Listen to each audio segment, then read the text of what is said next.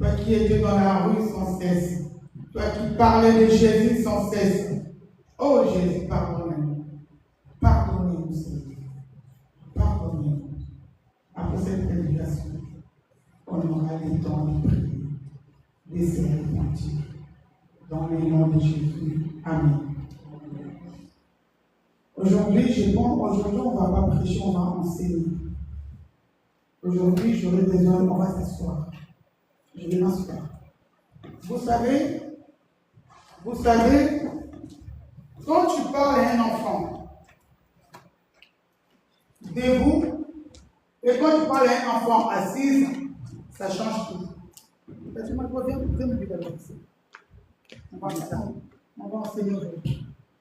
On va venir faire ça après. On est là en attendant. On va prendre ça. On va se poser. Parce que cette prédication, il faut que ça rentre. Tu vas dire, mais ma femme, il s'est expliqué, hein? Mais il ne m'avait pas dit qu'elle allait faire ça comme ça. Hein? Il y a chouchou, il va passer à l'expliquer, hein? Ah, Seigneur, aide-moi. Amen, amen. Vous savez, lorsque on engueule un enfant, ça va le faire. Vous savez, quand tu parles calmement à un enfant, il va quand tu cries, ah, je t'avais dit de ne pas faire ça, pourquoi tu as fait ça? Je sais comment ça se passe. Dans quelques minutes, ils vont encore le faire. Parce qu'ils savent que maman, elle a l'habitude de crier. Mais lorsque tu te poses, tu t'appelles ton enfant, tu lui parles calmement, sans crier, et tu lui dis des choses. C'est là que l'enfant va comprendre. C'est pour ça que Jésus, il enseigne beaucoup dans les cadres. Notre thème d'aujourd'hui, c'est la foi dans l'évangélisation. Nous tous, on connaît que l'évangélisation, ça veut dire la bonne nouvelle. Mais l'évangélisation sans la foi, c'est ça. C'est ça que beaucoup des hommes de Dieu ont perdu. C'est ça que beaucoup de personnes ont perdu. Tu peux changer de micro? Oui, tu veux le. Il faut qu'on prie aujourd'hui pour retrouver nos valeurs qu'on a perdues. Aujourd'hui, il y a longtemps, j'avais prié. Je disais au Seigneur, je faisais des jeûnes, j'étais par terre, je dis Seigneur, si tu ne remplis pas Yahweh Shammah, je serai toujours. Tu t'en souviens, il m'a dit qu'on avait fait ces jeûnes. Merci. Comment? Amen, amen. Amen, amen, amen. C'est bon, c'est bon. Je disais au Seigneur, si c'est fort, tu laisses là-bas. Je disais au Seigneur, je commence un jeûne fort pour que Yahweh Shammah soit rempli. Parce que Dieu est là. J'ai fait ces jeûnes pendant des jours, des mois. Il n'y a rien qui s'était passé. Et aujourd'hui, quand j'ai préparé, j'ai dit, quand je parle de l'évaluation, quand je parle de moi ici, je vais dire, quand je prenais ma bouche, j'ai entendu une voix qui m'a dit, mais tu avais fait des jeûnes pour que je rencontre des gens. Je lui ai dit, mais tu ne m'as pas exaucé, c'est pas moi j'aime. Du coup, ça m'a découragé. Je suis retourné dans la chambre parce que je voyais rien. Il a dit, Jésus, priez et évangélisez dans la journée. S'il priait tout le temps la prière, il n'allait pas aller des amis. Il n'allait pas aller à la croix. Toi, tu as prié. Est-ce que tu es parti parler de la bonne nouvelle dehors? C'est bien de prier. C'est bien de rester à Dieu toute la vie. Mais après cela, dans la journée, c'est d'aller dans les arbres. Tu peux pour préparer le terrain. Toi, tu as juste prié. Tu n'étais pas dans le terrain. Alors, ben c'est pour ça que ta prière n'a pas été exaucée. Si vous demandez, vous ne recevez pas, ça veut dire que vous demandez pas. En fait, c'est là, il va mettre des brebis, mais comment est-ce qu'il va mettre des brebis si nous-mêmes, on ne bouge pas? L'évangélisation. La foi dans l'évangélisation. On va y dans le livre des Hébreux, chapitre 11, verset 1. Là, ça va dans le poste.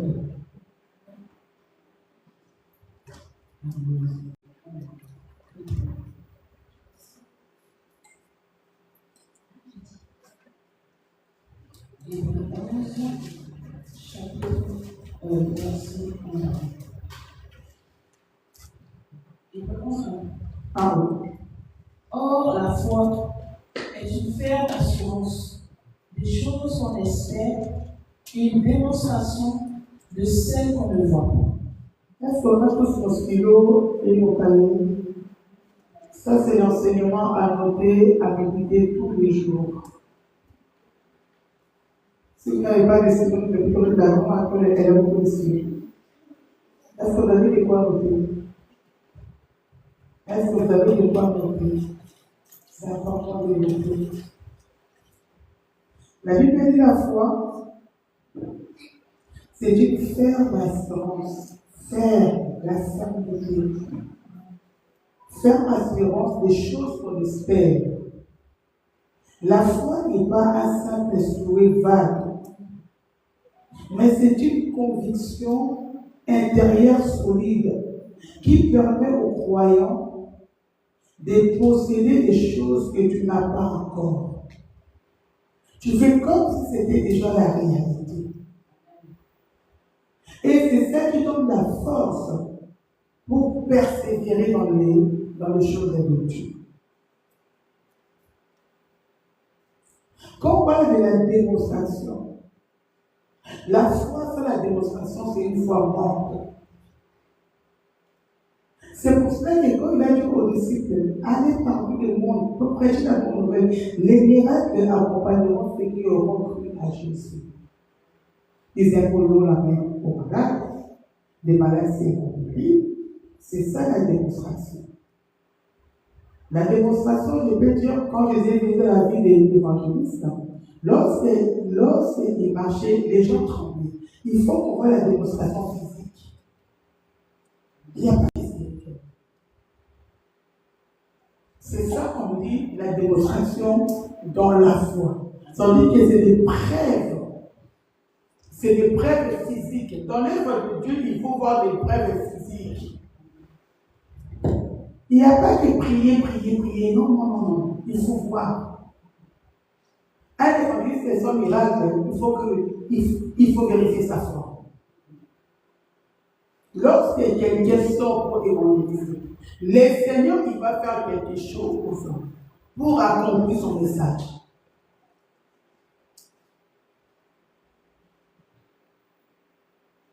Les gens croient que la foi, c'est une croyance. La foi n'est pas une croyance. La foi, c'est une force. Déjà, lorsqu'on voit la foi, il y a juste les 3 lettres. Il y a F, il y a O, il y a I. La fermeté, l'obéissance et l'intégrité, c'est ça qui fait la foi. Quand tu es ferme, quand tu es obéissant, quand tu es intègre, tout ce que tu demanderas à Dieu, il te donnera. Surtout quand tu es dans l'œuvre de Dieu. Tout sera automatique. Et qu'est-ce que le diable a fait? Le diable a créé les réseaux sociaux. La plupart des gens qui sont sur les réseaux sociaux, si vous regardez bien dans les réseaux sociaux, la plupart des gens sont des prophètes. Il y a moins de pasteurs, il y a moins d'évangélistes. Il y a plus de prophètes. Gloire à Dieu, là, ils sont tous en vacances. Donc, les églises qui sont fermées. Entre parenthèses, comment les gens peuvent fermer les églises parce qu'ils sont en vacances? Genre, les brebis, on laisse mourir et tout. Nous, on ferme, nous, on se pose. Est-ce que Jésus se pose? Il y a même des gens qui vont en retraite. Moi, j'ai fini ma mission, moi, je vais en retraite. Nous, il n'y aura pas de retraite. Jusqu'à la fin, on va servir le Seigneur. Jusqu'à la fin de nos jours, nous, il n'y a pas de retraite. Même quand je serai vieille, je serai là. Alléluia. Oui, même quand il va dire qu'il aura 100 ans, même s'il ne prêchera pas, il sera là. Après, il donnera des conseils aux jeunes. Ah ben voilà, c'est ça. Il n'y a pas de respect. Il n'y a pas de chômage non plus. Si tu veux du chômage, tu vas à Pôle emploi, quelqu'un qui va là-bas, c'est sûr. Mais s'il n'y a pas de chômage, il n'y a pas de respect. Ce n'est pas biblique. Dans la Bible, toute personne, c'est pour ça que le Seigneur a toujours protégé la mort de ses serviteurs. Parce qu'il n'y a personne qui est en retraite. Mais d'où vient le mot retraite dans les choses de Dieu? C'est un grand nouveau truc, c'est un truc de ouf. Ah, mais notre pasteur, il est en retraite. Il va faire quoi après? Profiter de sa vie, c'est ça. Mais c'est le monde dans l'église. Ça, c'est le monde dans l'église. Le monde, il profite de la retraite. Nous aussi, les chrétiens, on profite. Non, je vais profiter un peu. Non, nous, on va profiter dans le Seigneur. Et c'est bon de profiter dans le Seigneur. Le diable a créé les réseaux sociaux. Les réseaux sociaux, c'est bien. Mais les réseaux sociaux n'est pas fait pour évangéliser. Tu peux parler de Jésus. Mais l'évangélisation, c'est fait corps à corps du chicotage.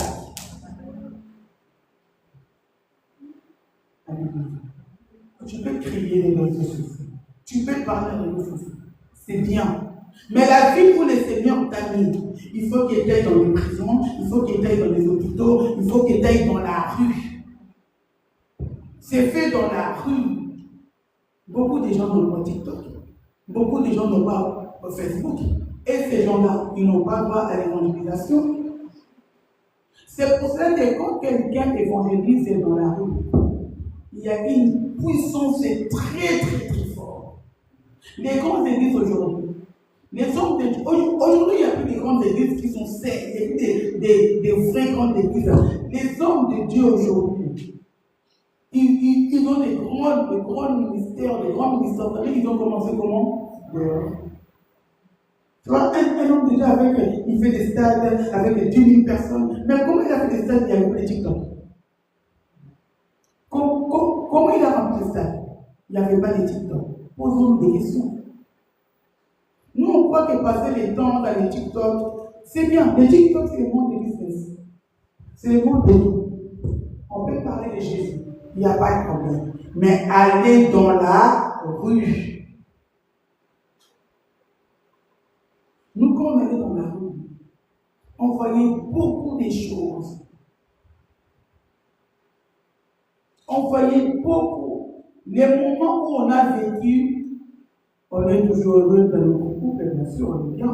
Non, c'est non parfait. Là, c'est sûr. Les moments où on a vécu des moments extraordinaires dans le Seigneur, dans notre couple, c'était les moments où on était dans la rue. C'était les moments de surnaturel. C'était les moments, comme on dit, ça un truc de ouf. C'était ça. Qu'est-ce que le Seigneur nous avait dit cette année? Quittez vos zones de confort. C'est quoi les zones de confort? Je suis là, je prends ma caméra, je commence à parler. Les apôtres, ils marchaient, il n'y avait même pas de voiture, rien. Les apôtres, ils marchaient à gauche, à droite. Comment ils se rendaient à Galilée? Je ne sais même pas comment ça se passait. Partout où Jésus passait, il annonçait la bonne nouvelle. Et les miracles accompagnés. Pourquoi il n'y a plus de miracles aujourd'hui? Parce que les diables nous ont mis dans des zones de confort. On a oublié, il fallait aller sur place. Combien des hôpitaux qui sont en France? Combien de prisons qui sont en France? Combien de gens qui meurent dans la maison des retraites? Il y a des gens qui sont à la fin de leur jour. Toi, tu es là sur les TikTok. Oublie un peu le monde des TikTok. Oublie, les TikTok, c'est bien pour les gens qui sont loin, oui. Mais nous qui sommes là, un moment il faut oublier, un moment il faut partir. Il faut aller dans la vie. On écrit la France. Donc là, je parle de Seigneur, je retourne dans l'évangélisation. L'évangélisation, c'est la foi, c'est le moteur de l'évangélisation. Romains chapitre 1, verset 16.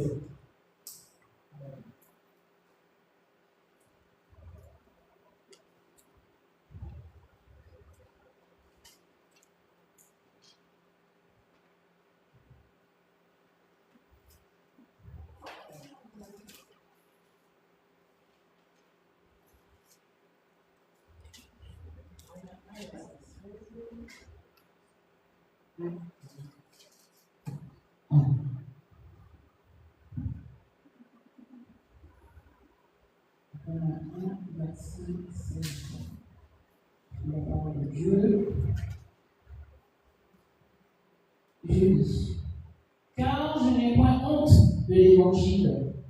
C'est une puissance de Dieu pour le salut de quiconque croit, du juif premièrement, puis du grec. Alléluia. Je n'ai point honte de l'évangile. Pourquoi? Parce que c'est une puissance de Dieu. L'évangile n'est pas que la bonne nouvelle. L'évangile, c'est aussi la puissance de Dieu. La puissance de Dieu, c'est caché dans l'évangélisation. Quelqu'un qui évangélise, tu ne sais pas qu'est-ce qui se passe. Si tu veux être équipé, commence à prier et évangéliser. Si tu veux avancer dans ton ministère, c'est l'évangélisation. L'évangélisation n'est pas un simple technique de communication, ni une stratégie de marketing pour vendre des choses de la religion ou la parole de Dieu. Mais c'est avant tout un acte de foi et d'obéissance. Aujourd'hui, les gens ils vendent l'évangélisation. Ils font comment on appelle ça, des formations d'évangélisation pour évangéliser 1 000 € par mois, 300 € par mois, 200 € par mois. Ce sont des escrocs. Des escrocs. L'évangélisation, tu n'as pas besoin d'étudier pour évangéliser. Non, parce que ce n'est pas toi qui parle, c'est lui qui parle. Qui avait pris à apprendre à évangéliser? Qui avait pris à évangéliser? Personne. Qui t'a pris à évangéliser? Personne. Il touche ce qu'il veut. D'où viennent tous les systèmes là? Pourquoi? Parce qu'il n'y a plus d'évangélistes dans la rue. Est-ce que quelqu'un peut expliquer comment évangéliser? Comment on évangélise? Même lui, il ne peut pas nous expliquer. Parce que s'il savait comment expliquer, moi qui ne sais pas évangéliser, il avait déjà pu m'expliquer. Même lui-même, il ne sait pas comment il commence à parler, d'un coup il rentre dans les choses de Dieu, d'un coup il évangélise, d'un coup il dit, oui, tu peux prier pour moi, il prie et il y a des hommes. Pourquoi? Parce que c'est une puissance de Dieu. Pourquoi c'est une puissance? Pour ramener une âme, il faut la démonstration. Pour toucher une âme, il faut la démonstration. Évangéliser, c'est assurer la continuité des œuvres de la croix.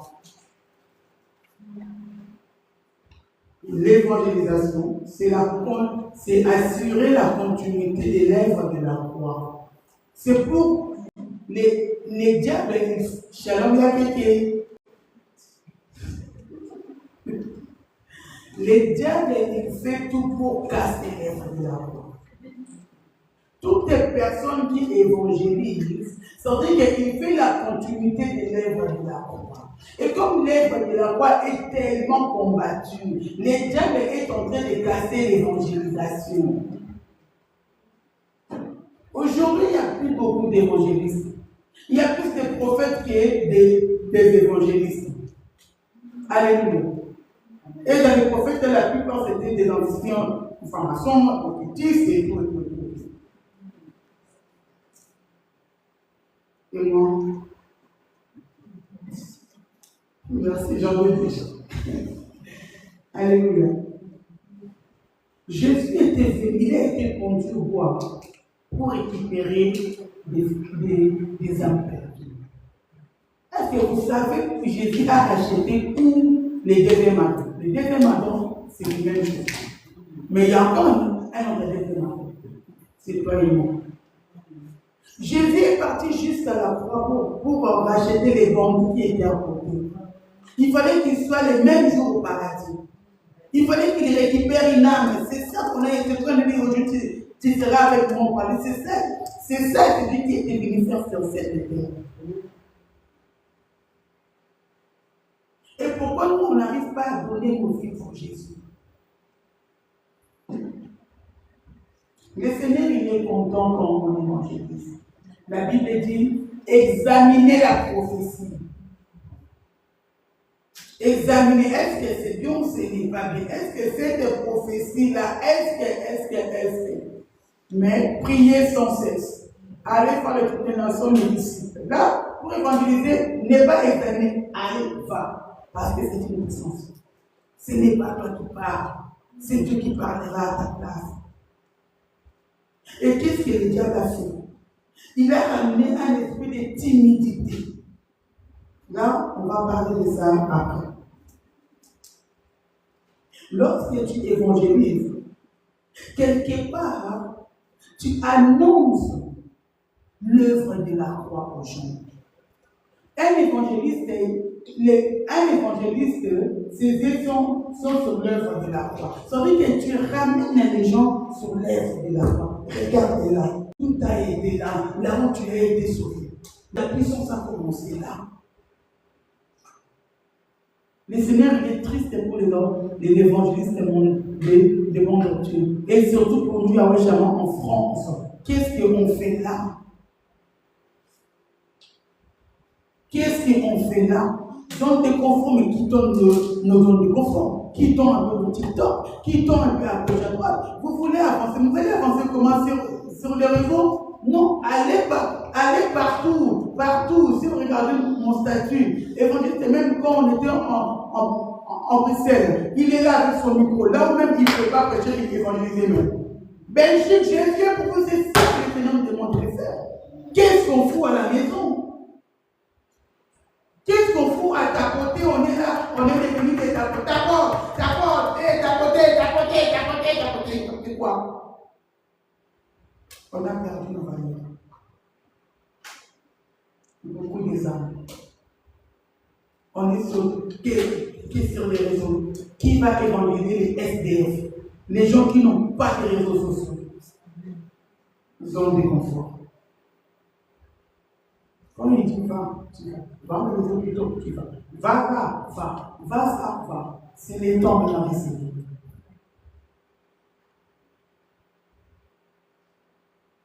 L'œuvre de la croix. Pardon. La foi sans les œuvres, c'est une foi morte. La foi sans l'obéissance est incomplète. La foi sans les œuvres, c'est une foi morte. La foi sans l'obéissance est incomplète. Tu peux avoir la foi, mais si tu n'obéis pas, ta foi est incomplète. Quand il a dit, Marc chapitre 16, verset 15 à 17 ans. Marc chapitre 16.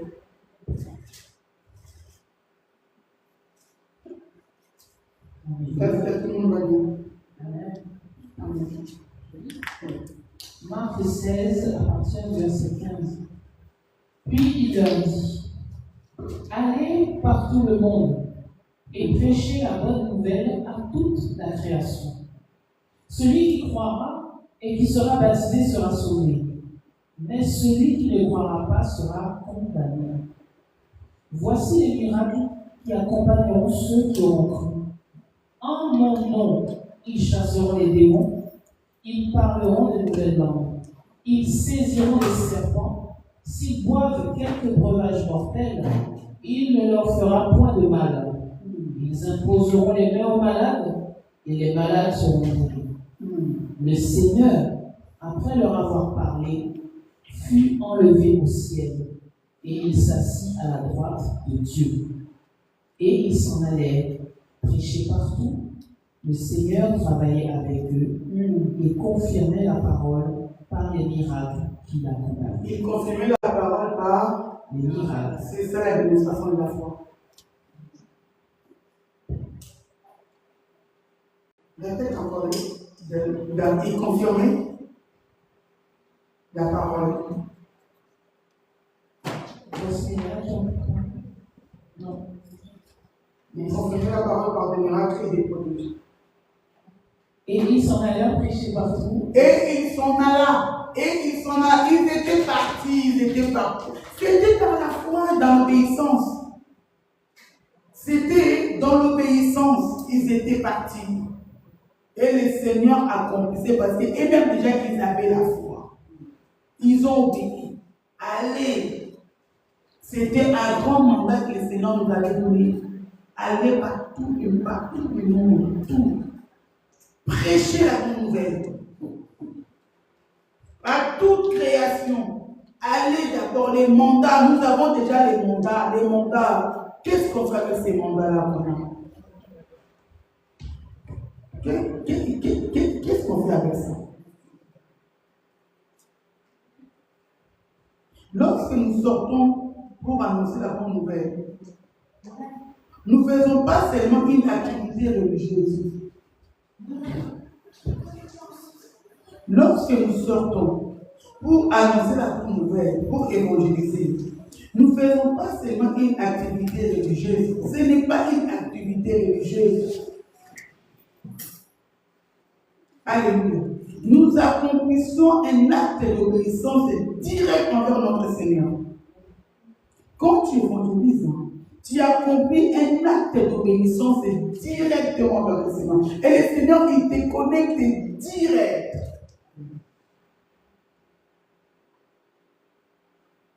Ce qui rend l'évangélisation puissante, ce n'est pas la méthode utilisée, mais c'est la foi en celui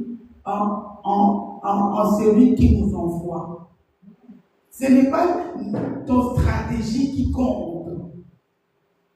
Ce n'est pas, vous savez, moi quand j'évangélise, j'ai mes stratégies. Non. Tu peux utiliser n'importe quelle stratégie d'évangélisation, mais si tu n'as pas la foi, c'est ça.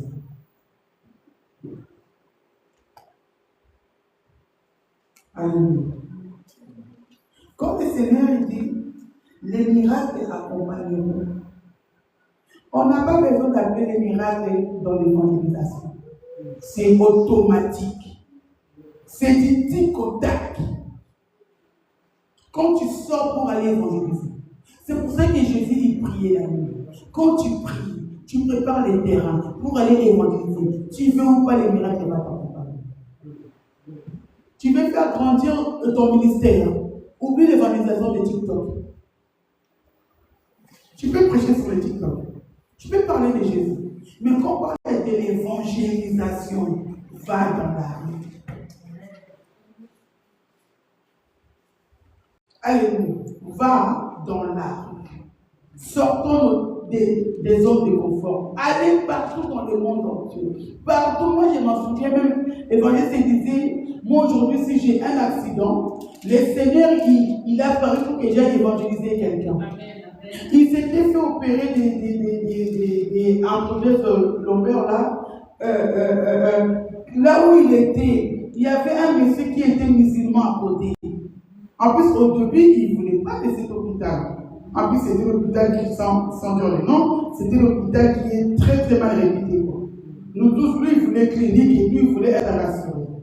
Mais le Seigneur lui avait envoyé là-bas pour gagner une âme là-bas.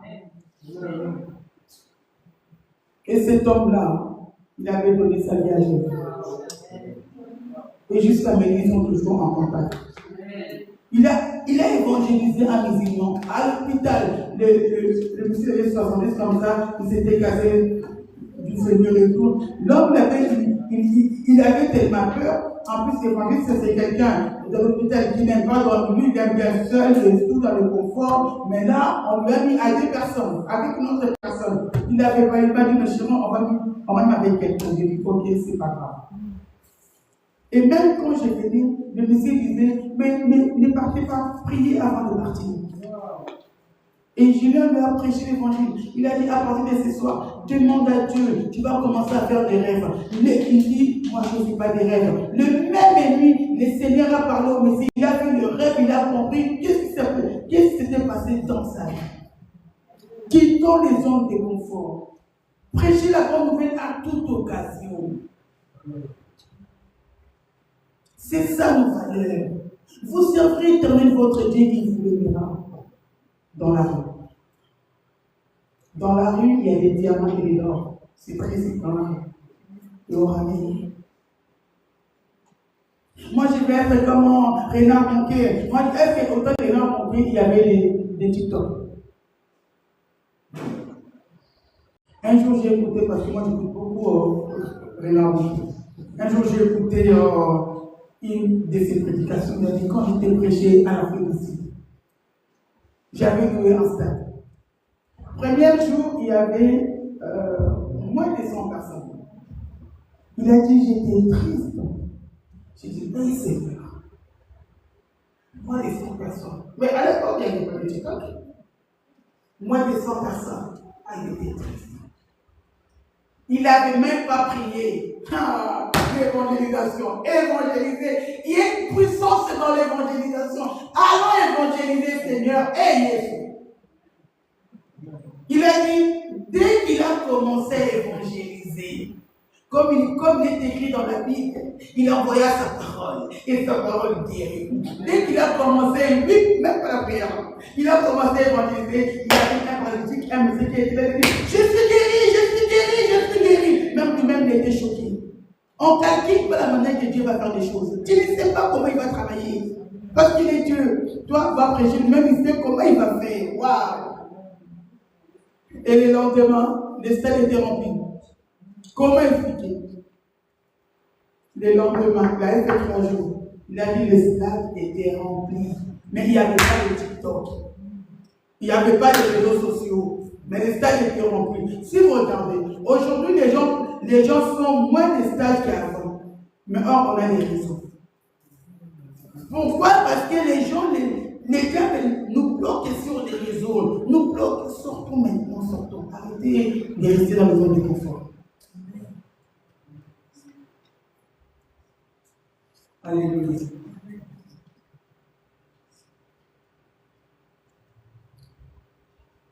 Dans l'évangélisation, il y a, comme je disais, la foi. La foi nous pousse à aller plus loin avec Jésus. L'obéissance. Quand tu obéis, tu vas dire non, il faut que j'aille parler de Jésus. En fait, parler de Jésus, c'est. Pardon. Parler de Jésus, il faut que ça devienne la nourriture de tous les jours. Pardon. Quand tu gagnes pas une âme de matin jusqu'au soir, mets-toi en question. Pourquoi je parle avec une âme? Moi, je me souviens première fois qu'on était allé en Israël. Et ils ne supportaient pas Jésus. Alléluia. J'y viens avec son anglais de tantôt qui ne parle moyen. Ça va. Mais lui, il était même juste en Israël, téléphone. My name Jesus, c'est ça, utiliser un truc comme ça. Moi, je parle en même temps, tu rigoles en plus. Ah là là. Il parlait son anglais à sa façon. Mais il parlait de Jésus. À la fin, il parlait de Jésus. On était allé en Turquie. Moi, je disais, mais toi, t'as peur? T'as pas peur, toi? Dans les pays arabes, toi, tu évangélises. Il a dit, c'est mon travail. Il était avec son téléphone. Chauffeur des taxis, au risque d'avoir un accident pour rien faire attention. Une tradition, il montrait au chauffeur. Il dit, hey, calme-toi. Laisse-moi faire le travail. C'est ça, prêcher la bonne nouvelle partout. Qu'est-ce que nous dit?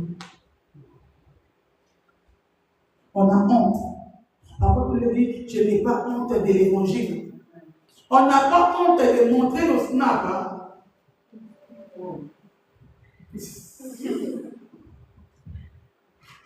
On n'a pas honte d'être jugé. Mais pour évangéliser, on a honte. Parce que le diable, c'est derrière. Il y a une force. Les gens même qui s'étaient dépouillés. Dépouille-toi pour aller évangéliser.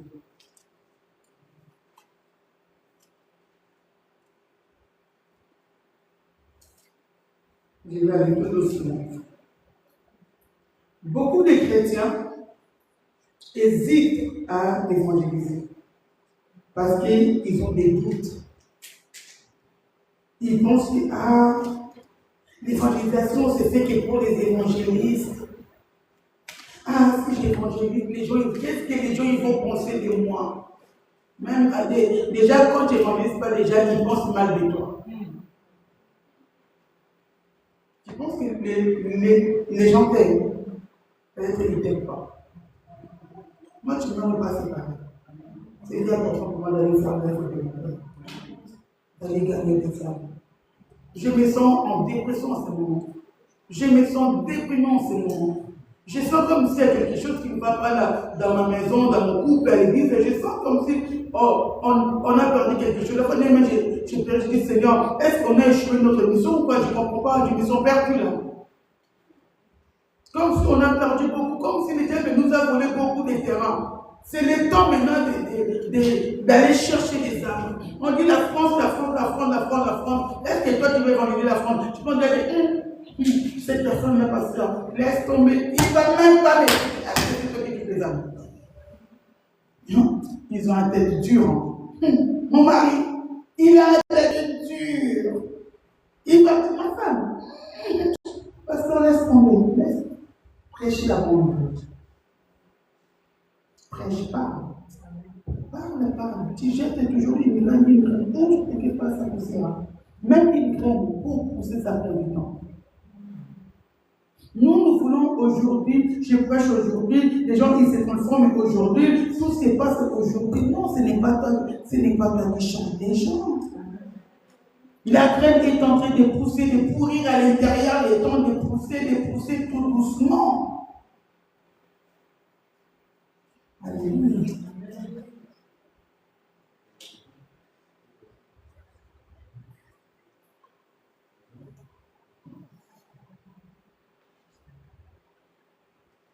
Le miracle, c'est juste le fruit de l'obéissance.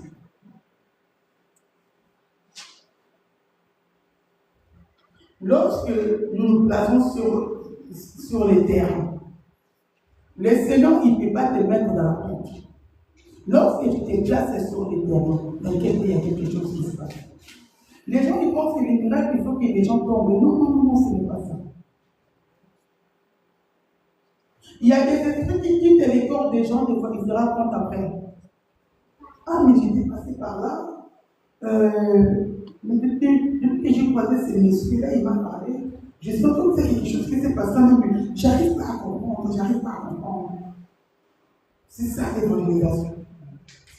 C'est une puissance de Dieu, mais c'est grave. C'est une puissance de Dieu. La puissance, vous connaissez le mot puissance de Dieu.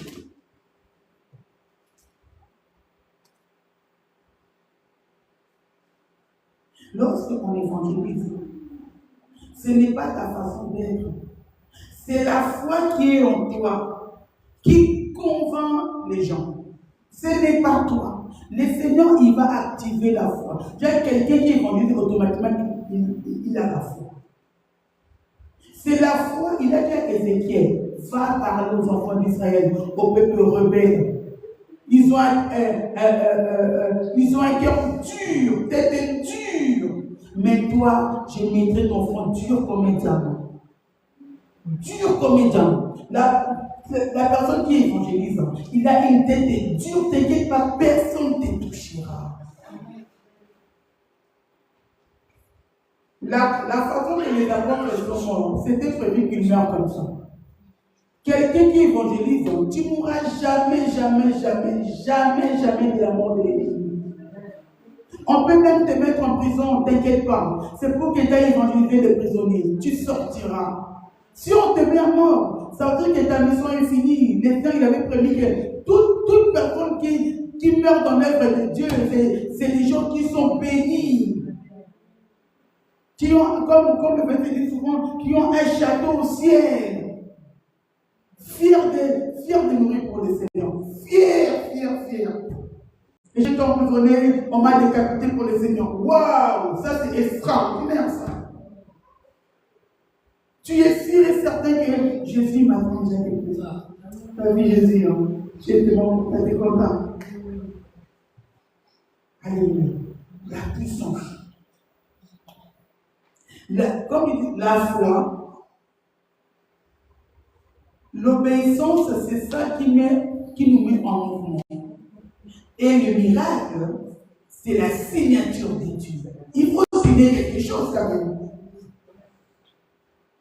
Le miracle, c'est la signature de Dieu. Et tu parles. Ici, le miracle parle.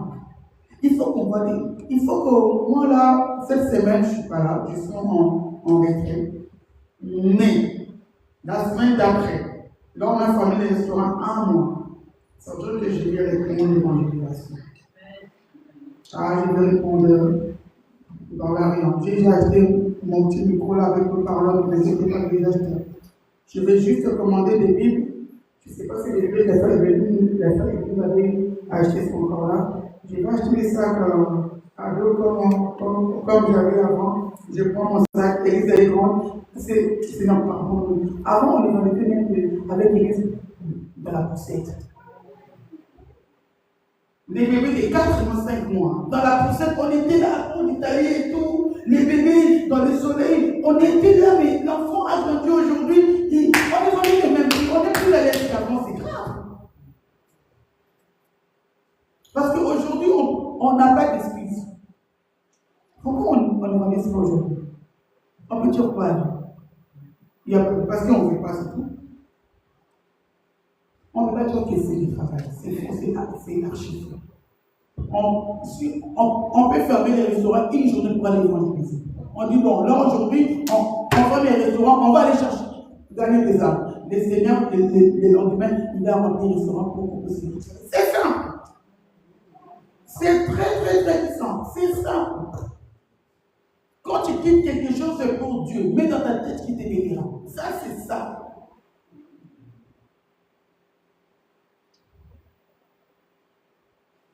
Je vais aller vite parce qu'à force qu'il veut, je vais dire comme s'il a des choses à rajouter après.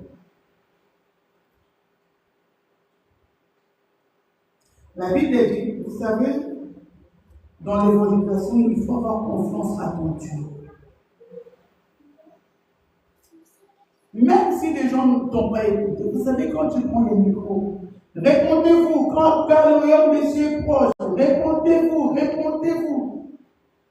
Les gens, ils passent. T'inquiète pas, il y a une graine qui est rentrée. Hein. Ah oui!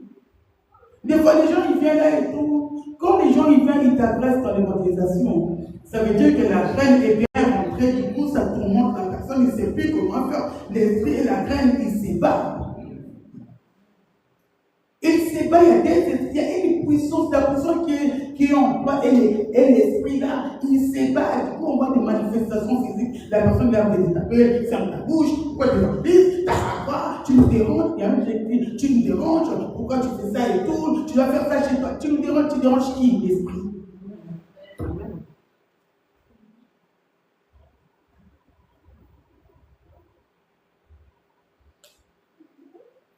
Dans l'évangélisation, il y a une puissance. Mais il faut avoir la confiance. La Bible dit là où tu feras la porte des pieds qui te donnera en processus. Quand tu fous tes pieds quelque part pour faire l'œuvre de Dieu, automatiquement, Jésus, il avait prié, c'est vrai qu'il avait dit. Il n'avait même pas prié, c'est automatique. Là où tu feras la plante de tes pieds, je te les donne en possession. Ça veut dire quoi? Là où tu vas évangéliser quelqu'un, il y a déjà l'armée céleste qui est là. Mais il faut prier.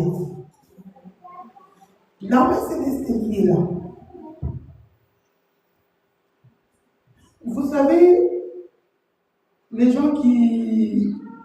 Les blessés de guerre, ils ont même plus de valeur que des militaires qui sont en service.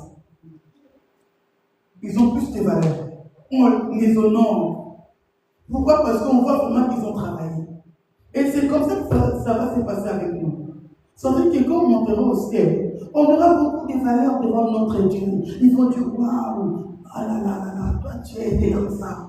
J'ai tes foyers, waouh, waouh, on aura nos courants de gloire. Mais pourquoi tu te décourages si vite? Pourquoi tu te décourages si vite?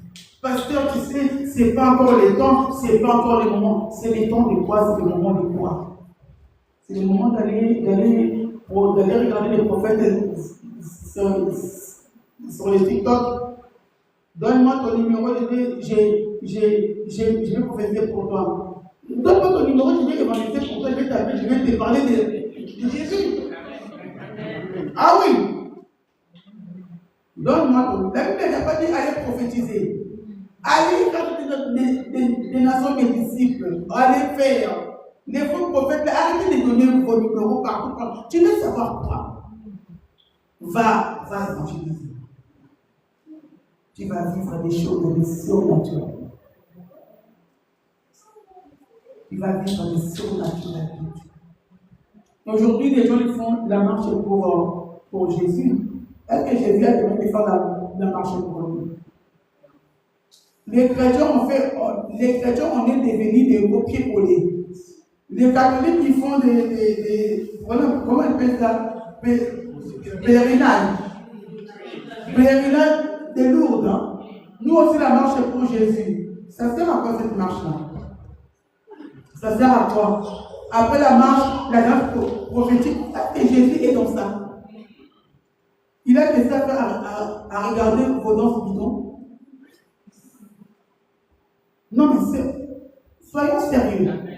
Jésus dans les cieux, qui a donné sa vie pour les âmes. Toi, tu viens me faire la danse prophétique.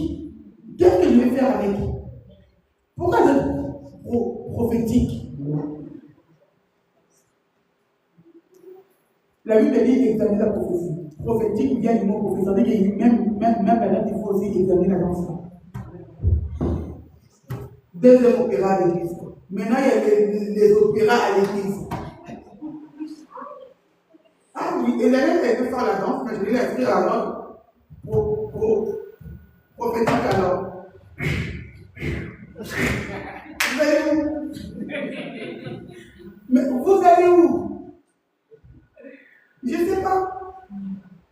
Notre Dieu qui siège au milieu de l'adoration, les grands saints, éternels des armées, tout l'honneur, la gloire, la puissance, l'autorité lui appartient.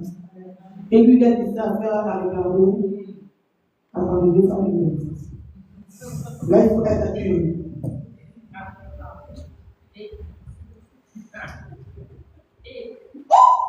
Cendrillon.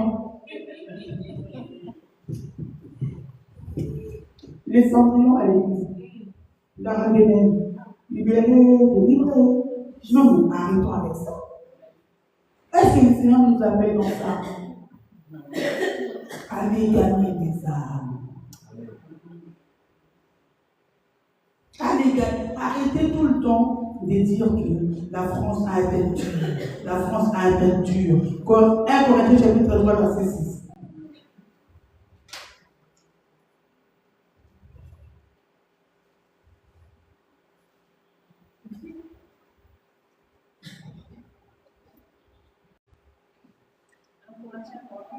Chapitre 3, verset 6. 1 Corinthiens 3, verset 6. Je lis. J'ai planté, Apollos a arrosé, mais Dieu a fait croître. Nous, on plante par la communication. Les pasteurs, les enseignants, ils prennent en charge. Et c'est Dieu qui fait croître. C'est Dieu qui fait croître. C'est Dieu qui fait croître. Seigneur, pasteur, moi j'ai pris plus pour ma famille, ils me prennent trop la tête, ils ont la tête dure, ils ne me croient pas, franchement, moi j'en peux plus, je les bloque. Non, tu as déjà mis la graine, t'inquiète pas, c'est Dieu qui va faire croître. Toi tu as déjà posé ta graine, commence à prier Seigneur, va les toucher, va les visiter Seigneur. fais quelque chose, et après c'est Dieu qui va faire le reste. Pourquoi on est si pressé? Vous savez, l'ombre de l'apôtre Pierre guérissait, les mouchoirs de l'apôtre Paul guérissaient. Alléluia. Mais aujourd'hui, les gens, ils organisent tellement mal par leur propre intérêt. On évangélise, ce n'est pas pour que les gens voient que moi j'évangélise, c'est bien, hein. Moi j'ai fait des miracles. Non, non, non, les Seigneur n'est pas dans ça. Les Seigneur, aujourd'hui, on force les miracles. Les miracles, c'est la signature de Dieu, c'est automatique. Tu n'as pas besoin de forcer. Tu n'as pas besoin. Dès que tu commences à parler, t'inquiète pas, c'est Dieu qui a dit, il guérit ou je ne sais pas, ce n'est pas ton problème. Toi, après, tu te c'est tout, mais va. Tu n'as pas besoin. Tu n'as pas besoin. Aujourd'hui, je vois les gens dans la rue, je vais prier pour toi. Je vais pousser ta jambe à gauche ou la jambe à droite. Venez faire des vidéos. Je prie une fois, la jambe n'est pas poussée. Deuxième fois, n'est pas poussée. Ah, c'est quoi ça? Là, tu forces. Dieu n'est pas dedans. Est-ce que c'est Dieu qui a dit de prier pour faire pousser la jambe? C'est automatique. Alléluia. La personne me dit, il va dire, je n'ai pas compris. Il y a un truc qui s'est passé. C'est ça le surnaturel de Dieu. Dieu, il est surnaturel. Il marche avec des gens qui sont surnaturels. C'est le Dieu des surnaturels. Tu pries pour quelqu'un, la personne est sur une fauteuil roulant et tout, tu élèves la personne et tout, tu lui fais marcher, elle marche 1, 2, et à la fin, il est tout encore en fauteuil roulant. Quelle honte! Quelle honte! Ne soyez pas pressés de poser la main aux gens. La Bible dit, les miracles accompagneront. Relis-moi ces versets, ça va me constater. Amen. Alors, Marc 16, à partir du verset 15. Tu peux même aller jusqu'à verset 18. Non, tu peux commencer même par le verset 18. Ils saisiront des serpents. 19. Le Seigneur, après leur avoir parlé, fut enlevé au ciel, Oui. et il s'assit à la droite de Dieu. Oui. Et ils s'en allèrent prêcher partout. Le Seigneur travaillait avec eux, Oui. et confirmait la parole par les miracles qui l'accompagnaient. Les miracles, c'est automatique. Il n'y a pas besoin de forcer les miracles. Pourquoi on force les miracles? Pourquoi on force les miracles? Je vais prier 4 fois pour toi, 5 fois pour toi, 6 fois pour toi. Non. Un jour, on était au parc de Bichemont. L'évangéliste a évangélisé un couple. Il a dit, je peux prier pour toi. Les gars, il était en béquille. Il a dit, en plus, ce n'est pas des noms prières pour moi. Dans le nom de Jésus, je ne sais pas qu'est-ce qu'il a dit. Amen. Il a dit, bouge, parce que les mecs, il n'arrive pas à bouger sa jambe. Il a dit, bouge, il a commencé à bouger. Il est en béquille. Du coup, il a acheté son béquille, il a demandé son béquille, il a dit, oh mais, c'est un truc de ouf ça! Ah mais ça, c'est un truc de ouf! C'est ça l'évangélisation.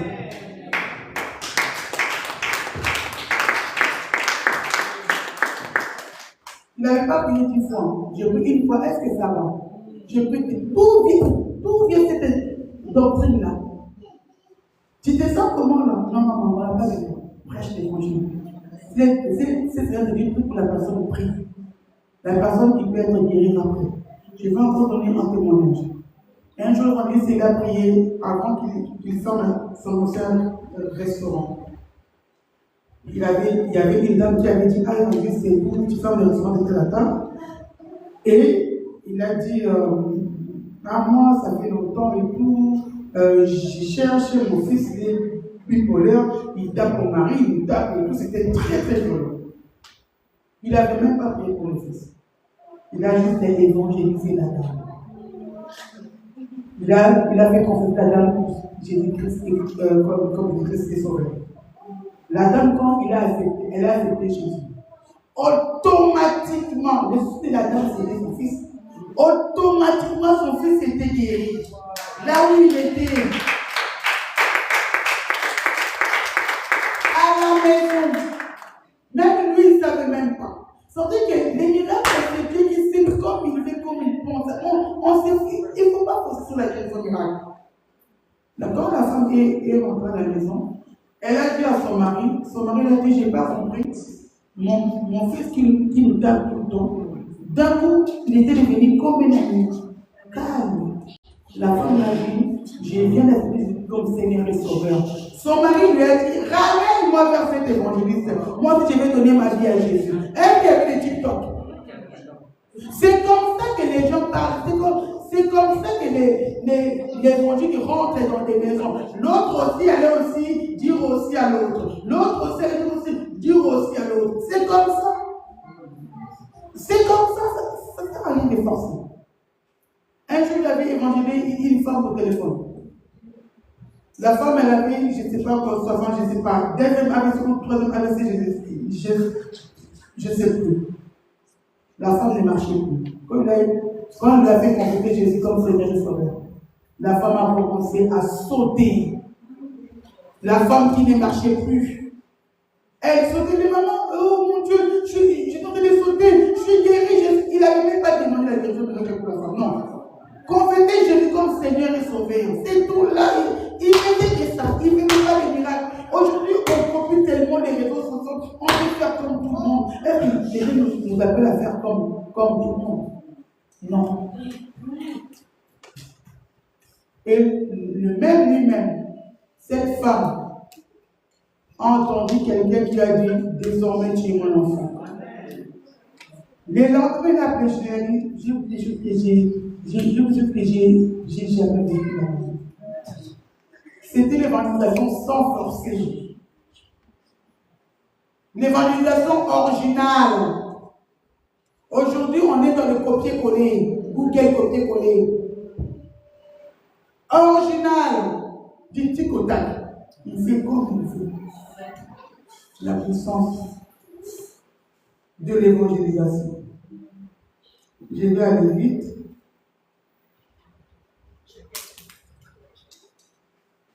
Pour évangéliser, il faut aimer les gens. Il faut aimer les seigneurs. Tu ne peux pas dire que j'aime les seigneurs si tu n'évangélises pas. Quelqu'un qui me dit, moi, j'ai dit que c'est la maladie. T'as entendu de quoi? On est devenus des religieuses. Il nous manque juste de mettre, comment on appelle ça, la cloche. Hein? Il y a seulement il dit quand on est là. Non. Il nous manque juste ça. C'est les gens qui sortent. C'est le Seigneur qui transforme les gens. Dans ta riche, tu dois marcher avec la conviction que là où je vais aller, je sais que Dieu. Il n'a pas dit aller en fait en quoi. Aller partout où tu vas. Partout où tu vas, t'inquiète pas, il sera là. Même si tu as l'impression que personne t'a écouté, là c'est quoi? Tu sais quand tu parles, comment l'évangile explose dans le cœur des gens. Tu ne sais pas comment réagir. Il faut surmonter la peur. Des fois, quand on évangélise, on a peur d'être rejeté. La personne qui te rejette, c'est la personne quand il sera dans ce coin, il va retourner pour te chercher, pour te dire qu'il a fait un miracle, et toi, tu es déjà parti. Le diable, il va t'envoyer un esprit de rejet. Mais des fois, c'est Dieu lui-même qui va te mettre en épreuve pour voir si tu vas insister. Effectivement, il te met en épreuve. Ah, mais parce que alors, j'ai pas rêvé. Ah non. Il ne m'écoute pas, franchement. Moi, je ne peux plus aller là-bas. Hein. Les gens me regardent bizarrement, comme si je suis en rien. Qui t'a dit? On n'évangélise pas avec des liens physiques, avec des liens spirituels. Tu mets des... Tu ne sais pas qu'est-ce que tu mets quand tu vas. Quand tu cries la repentance, répondez-vous, le royaume de Dieu est proche.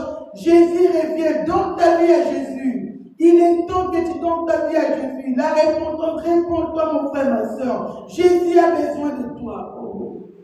Jésus a besoin de moi. Hein. La grève est déjà rentrée. Quelqu'un se pose des questions. Mais tout le monde parle de Jésus, mais ce n'est pas encore si Jésus là. Et je vais aller dans la maison, je vais quand même faire des recherches. Avant que je mette vraiment avant, je vais quand même faire des recherches. La grève est déjà rentrée. Pourquoi on cherche des démonstrations physiques? Laisse le Seigneur faire. La vente est une démonstration. Laisse le Seigneur faire. L'évangile n'est plus selon toi et d'après toi. Les gens ne t'écoutent pas, t'inquiète pas. Toi, fais ton travail.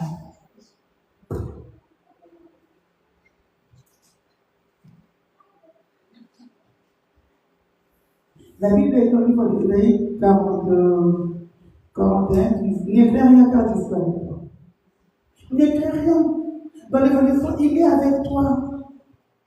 Il est avec toi. Pourquoi tu as peur? Pourquoi tu as peur d'aller? Ne crains pas.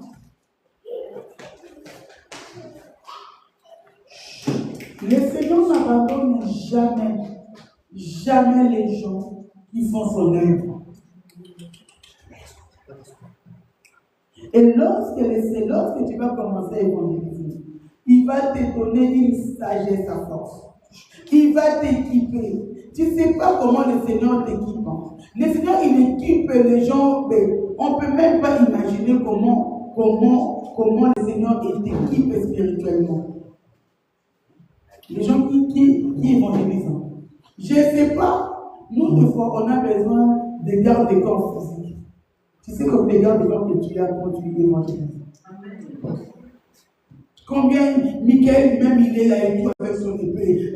Gabriel, il est là, l'ange messager. Il est là, il te souffle des choses et des messages. Il te souffle des choses et des messages. Jésus lui-même, il est là, il a apporté des guérisons miracles.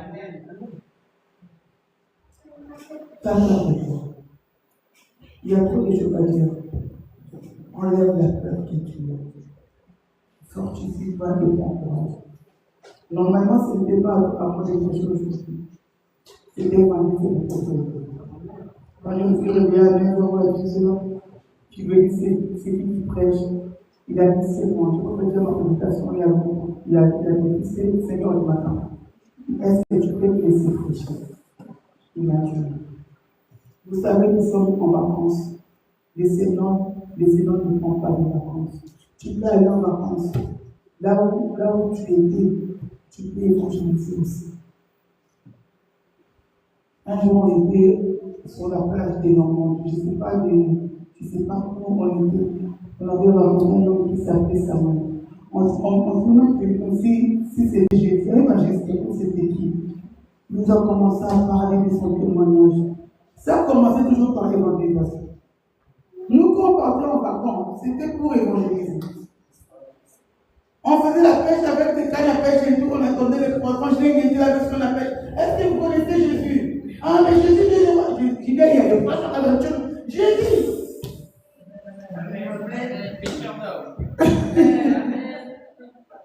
Mais c'était en fait les moments extraordinaires, je vais dire moments extraordinaires.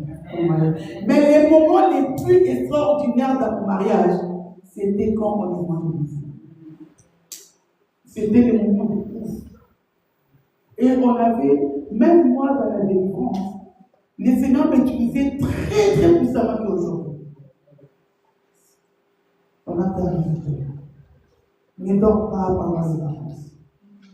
Quand tu as les temps, prends le salaire, va dans la rue, évangélise. L'évangélisation n'a pas commencé qu'après Jésus. Non. Noé a évangélisé. Ésaïe, Ézéchiel, tous les prophètes ont évangélisé. La repentance, ramener vos cœurs à lui, c'est ça l'évangélisation. Et vous pouvez faire mon amour. Je vous aime. Bonne vacances, mais au charbon, pas faire. Je ne suis pas vraiment l'évangéliste. Récemment, quand même,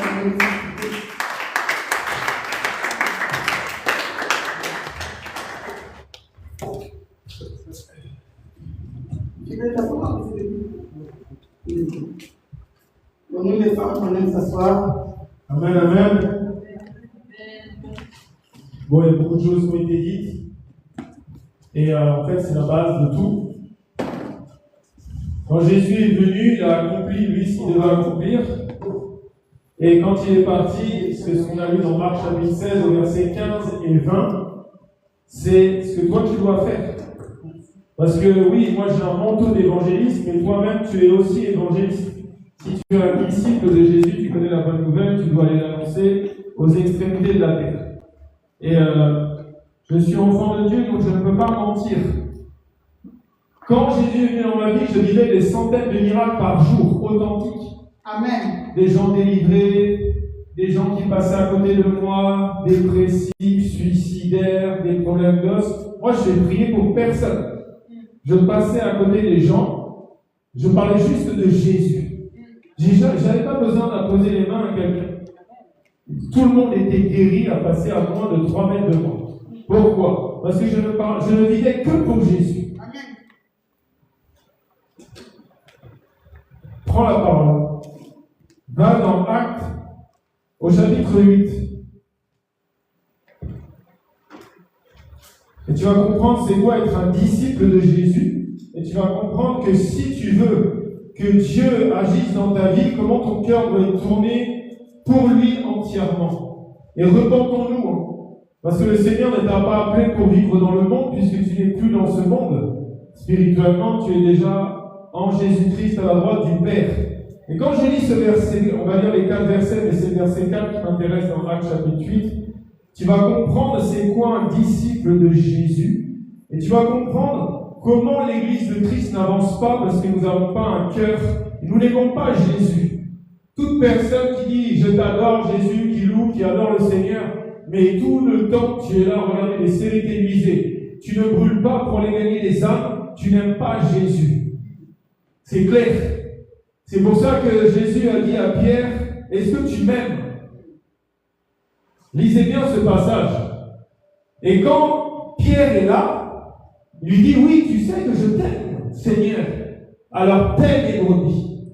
Si tu ne payes pas les brebis du Seigneur, tu n'aimes pas le Seigneur. Ça ne sert à rien de jeûner, ça ne sert à rien de méditer la parole, tout ça, si tu n'as pas la compassion des âmes. Tu sais depuis combien de temps là nous sommes dans cette salle? Combien de personnes sont en enfer pour l'éternité depuis que nous sommes arrivés à 12h30? Alors, toutes les personnes pour qui j'ai prié, je ne sais plus, c'était il y a 3 semaines ou un mois. Tu vas sentir dans ces prochains jours une tristesse profonde. Quand j'ai prié, vous savez, vous vous rappelez ce jour que j'ai prié pour la compassion des âmes, qui te donne le poil pour les âmes qui sont perdues. Vous vous rappelez, ce dimanche? Je crois que c'est même mon épouse qui devait prêcher. Et là, il avait encore inversé les choses, le Seigneur. Et c'est moi qui ai pris. Et j'ai prié pour que toute personne ressente une petite goutte de l'océan de comment Jésus souffre de ces gens qui vont en enfer. Et moi, je vais prier que toute personne qui était venue ce jour-là, maintenant, ça va être activé pendant ses vacances. Tu ne pourras pas te réveiller sans aller évangéliser dans la journée. Tu oublieras tes soucis parce que tu auras la petite goutte de l'océan que Jésus a pour ceux qui passeront leur éternité en enfer. Alléluia. Donc j'ai lu le passage, Actes chapitre 8. Écoutez bien ça. Saoul avait approuvé le meurtre d'Étienne. Il eut ce jour-là une grande persécution contre l'église de Jérusalem. N'oubliez pas que nous serons persécutés pour l'évangile. Et tous, excepté les apôtres, se dispersèrent dans les contrées de la Judée et de la Samarie. Ça, c'est le verset 1. Donc, tu comprends bien que les chrétiens et disciples de Jésus sont très persécutés puisqu'ils sont carrément dispersés. On vient dans leur maison, on est là peut-être même à tuer leurs enfants, les met dans les prisons. C'est ça, être un disciple de Jésus. Verset 2. Des hommes pieux ensevelirent Étienne et le pleurèrent à grand bruit. Verset 3. Saoul, de son côté, ravageait l'église, pénétrant dans la maison, et il en arrachait hommes et femmes et les faisait jeter en prison. Mais maintenant, lis bien le verset 4. Être un disciple de Jésus, mon frère, ma sœur, c'est comprendre que quoi qu'il arrive dans ta vie, tout ce qui doit t'importer, quels que soient les malheurs qui tu vis physiquement ici-bas, c'est le verset 4.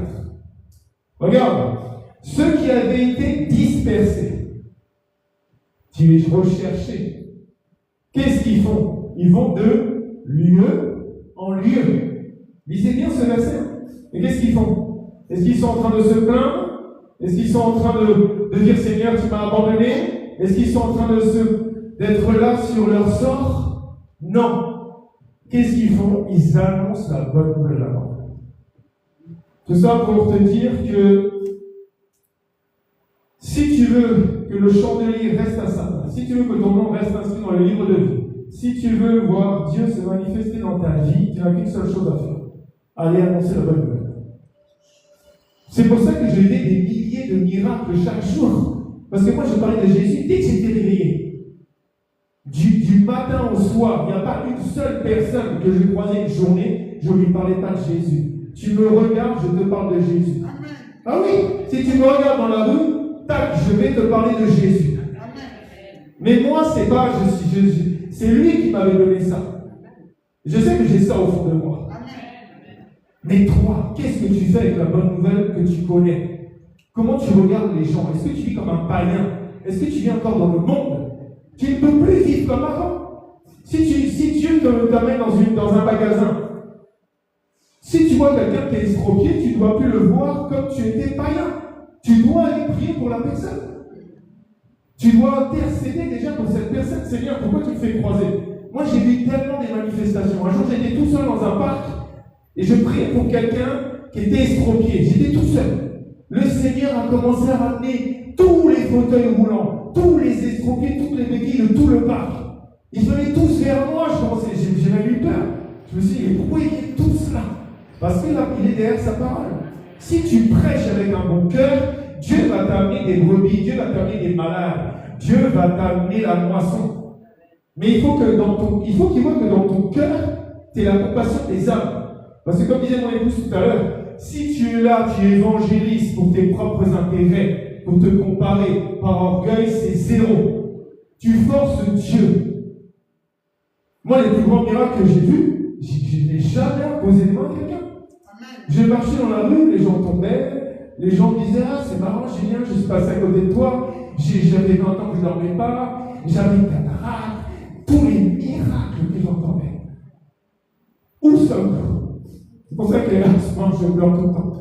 Parce que l'Église n'est pas à sa place. Du tout. Vous faites avoir TikTok, c'est les faux prophètes. Je vous dis que les prophètes sur TikTok, je pense que 99,9% ce sont des faux prophètes. Dieu n'a pas besoin de susciter des prophètes à tous les coins de rue non plus. Donc, toi, va parler de Jésus. Et si, je te dis que si tu vas avec un bon cœur, tu parles de Jésus, je dis ça devant le ciel, et qu'il n'y a pas des miracles qui te suivent, moi j'arrête de lire la Bible. Je ferme la Bible et je dis Seigneur, je ne crois plus en toi. C'est clair. Parce qu'à chaque fois que j'évangélise, je vois des miracles. Donc si tu vas avec un bon cœur parler de Jésus, c'est vrai que les anges sont déjà là. Moi, à partir de mardi, là, c'est bon, je retourne. Mon épouse est en retraite, je pense qu'elle va avoir pas peur, mais elle va être déçue. Mais moi, je retourne dans les rues. J'ai fermé le restaurant. Et je ne peux pas parler de tout ici avec précision, mais ici, il y a un couple qui est là avec leur enfant. Ça, c'est des réponses à des prières de l'Église et à leurs propres prières, qui sont là les trois. Là. C'est un signe. Et hier, Dieu m'a fait tellement de signes, parce qu'il m'avait dit, évangéliste, ne fais pas la même erreur dans ce restaurant comme tu as fait quand je suis venu dans ta vie. Parce que moi, quand Jésus est venu dans ma vie, tous les clients, forcément, entendaient parler de Jésus. Il n'y en a pas un qui en a échappé. Mais quand je donnais le plat, je disais, voilà, cassoulet, meilleur que cassoulet, la maison, c'est dit, Jésus m'a encore délivré le démon. j'y suis tellement frère à ça. On m'a appelé l'illuminé de Paris. Je n'avais aucune sagesse, aucune intelligence. Mais hier, comme par hasard, puisque Jésus voit mon cœur, Jésus m'a fait évangéliser des tables. Et c'est eux qui sont venus vers moi. Ah oui. Et la dernière table était un pasteur. On a parlé pendant une demi-heure au bar. C'est-à-dire que hier, je n'ai vu que des miracles encore dans le restaurant. Donc ça n'arrête jamais. C'est vrai. Et même pendant la coupure. Qu'est-ce qu'on a fait? On a fait un barbecue. Et Dieu amène des gens qui ont besoin de délivrance. Chez nous, physiquement. Et on prie pour les gens. Et puis des gens qui travaillent pour moi disent « Ah, mais t'es évangéliste, mais c'est ma prière depuis une semaine, je cherchais les vrais enfants de Dieu. » Ça n'arrête pas depuis 3-4 jours. Le couple, c'est pareil. Ça veut dire que si Dieu voit dans ton cœur que ta vie n'a pas d'importance, que ce qui est important pour toi, c'est d'aller gagner des âmes, parce que lui a donné sa vie pour toi. Toi, tu dois donner sa vie pour lui. Et j'ai des signes, beaucoup de signes en ce moment. Je ne peux pas tout dire à mon épouse.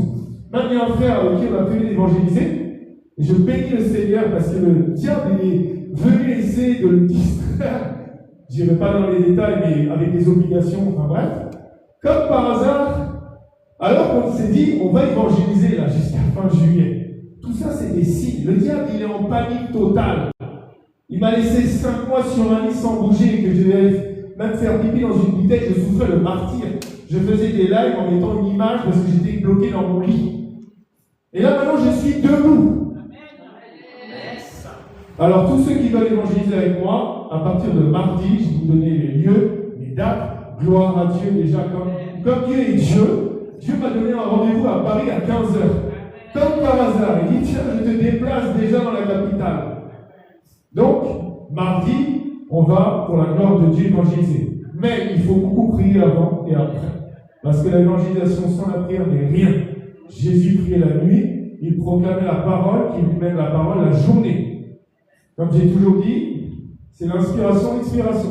Dans le monde physique, tu inspires pour expirer, tu expires pour inspirer. Tu ne peux pas respirer l'un sans l'autre. Dans la vie spirituelle, c'est pareil. Tu pries, tu médites. Tu médites pour prier. C'est pour ça que plus tu médites la parole, plus tu vas dans la boisson, plus Dieu t'utilise. J'ai des miracles, j'en ai vu des dizaines de milliers. Et quand j'entraînais mon épouse, parce que moi je l'entraînais beaucoup dans l'évangélisation, des fois même quand elle n'avait pas envie, elle disait Ali, quand il commence à parler, on s'en sort plus. Mais parce que il n'y a que ça qui m'intéresse. Parce que je sens la main de Dieu qui est là à côté de nous. Je disais une fois à Châtelet, j'étais en train d'évangéliser, et puis ils étaient, la sœur Marie-Paul était là, et il y avait la sœur Chic, je crois, il y avait mon épouse, et normalement il y a toujours quelqu'un qui est à côté de moi, qui intercède. Et là il n'y avait personne. Mais il y avait Dieu lui-même qui était là à côté. Et quelqu'un est venu, je l'ai vu de loin en fait, comme si le Saint-Esprit me disait, là c'est carrément un démon incarné qui vient. Il est venu comme ça, il a couru, et il est venu pour me donner un coup de tête. J'étais avec le micro. Je te dis, il s'est pris un mur invisible. J'ai vu sa tête appeler. Et il est reparti direct. Ça veut dire que Dieu protège toujours ses oins, et Dieu protège toujours ceux qui, dans leur cœur, sont prêts à tout donner pour que l'œuvre de Dieu avance. Alors, qui veut évangéliser maintenant? Qui veut aller donner? Qui veut faire avancer les choses du royaume des cieux? Parce que n'oublie pas qu'il est derrière sa parole pour l'accomplir. Comme nous avons vu dans Marc 16, et confirme la parole par les miracles qui l'accompagnaient. J'ai vu des milliers de miracles. Des fois, je voyais des centaines de miracles par jour, et juste j'en racontais un. Dans mon entourage, il me traitait de fou. Alors imagine si j'avais raconté même un tout petit peu ce que je vivais dans la vie. Mais tout ça pour te dire, mon frère, ma soeur, toi qui as des soucis, que cherche les choses du royaume des cieux, et tout ce que tu attendais te le sera rendu au centuple. Et vu qu'il est toujours derrière sa parole pour l'accomplir, t'as compris? Toi, vas faire l'œuvre de Dieu. Tu le sers, il te bénit. toujours avec un bon cœur. Ne fais pas les choses en attendant. Il est obligé de le faire. Nous, tout ce qu'on a, mon épouse et moi, c'est parce qu'on a servi Dieu. Que ça soit tous les biens, tout ce qu'on a aujourd'hui, ce restaurant qui est... Moi, ce restaurant, j'aime aussi. Je travaille dans tellement de restaurants, mais ce restaurant, rien que le sous-sol, je me dis pas. Donc, on va juste prier. Tu vas lever les mains au ciel. Tu vas dire, fais de moi un évangéliste des temps de la fin. Et tu as dit, tu vas te tenir sur cette parole. Jésus nous a demandé quelque chose. Jésus a dit, priez le maître de la moisson, car la moisson est grande, il n'y a pas beaucoup d'ouvriers. Tiens-toi sur cette parole. Là, on va prier le maître de la moisson de t'envoyer dans la moisson. Parce qu'il a besoin d'ouvriers dans cette génération. Et c'est toi qui es là. Père éternel, le Dieu de gloire, le Dieu d'Abraham, d'Isaac, le Dieu de Jacob. Le Dieu qui m'a visité le 27 novembre 2016. Le Dieu qui m'a montré comment il est puissant, tout puissant. Je prie le maître de la moisson de m'amener, d'emmener mon couple, d'emmener mon frère, ma soeur dans la moisson, car il n'y a pas beaucoup d'ouvriers. Seigneur, ma vie t'appartient. Seigneur, prends tout de moi, mon corps, mon âme, mon esprit. Relève-moi de là où j'étais tombé.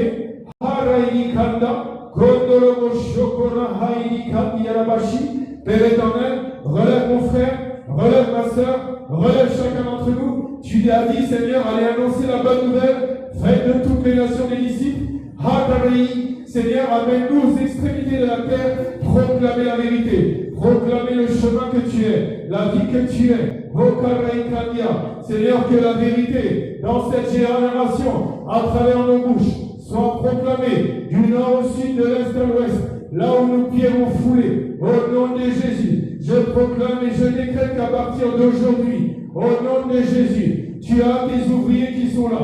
Nous sommes volontaires, Seigneur, pour aller dans les rues, dans les hôpitaux et dans tous les lieux ténébreux où tu nous amèneras, Seigneur, pour que la vérité éclate, que la lumière du monde et le sel de la terre, ô Carré qui vit en nous, par la présence de ton esprit et que toi-même, Seigneur, puisse faire la différence dans cette génération. Je proclame et je décrète que les miracles nous suivront parce que tu confirmes toujours ta parole.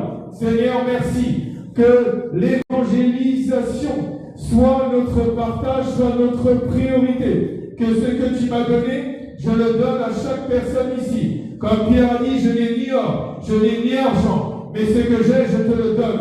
Ce que tu m'as donné, je donne ça à toutes les personnes qui ont un bras levé. Rokaya, Lokiang, Shigarabakanda, Lokoroinikanda, que l'évangélisation soit leur partage. Au nom de Jésus, que l'œuvre de la croix, que la révélation du bois de Golgotha soit en chacun d'entre eux, du sommet de leur tête à la plante de leurs pieds, et que la croix, que l'œuvre que tu as accomplie à Golgotha soit plantée au plus profond de leur cœur, pour que l'évangélisation soit très facile, soit une simplicité. Au nom de Jésus, au nom de Jésus, je proclame et je décrète mon frère et ma sœur qu'à partir d'aujourd'hui, tu iras proclamer la bonne nouvelle. Les miracles te suivront parce que Jésus sera avec toi, parce qu'il connaît ton cœur à vouloir le servir. Seigneur, merci pour ce nouveau départ. Merci parce que nous sommes réveillés d'entre les morts, nous qui étions en train de dormir spirituellement. Merci parce que tu m'as totalement relevé. Merci parce que tu me ramènes dans ton champ. Merci parce que je sais que la France va fléchir en ton nom, Jésus, et que les âmes vont être gagnées. Au nom tout-puissant de Jésus. Au nom de Jésus. Que Dieu te bénisse, mon frère. Que Dieu te bénisse, ma sœur. À mon frère, là, comme notre Père, Jésus a tout accompli déjà, lui. Nous, on doit aller travailler pour lui. Je vais passer la parole à sa Marie-Paul.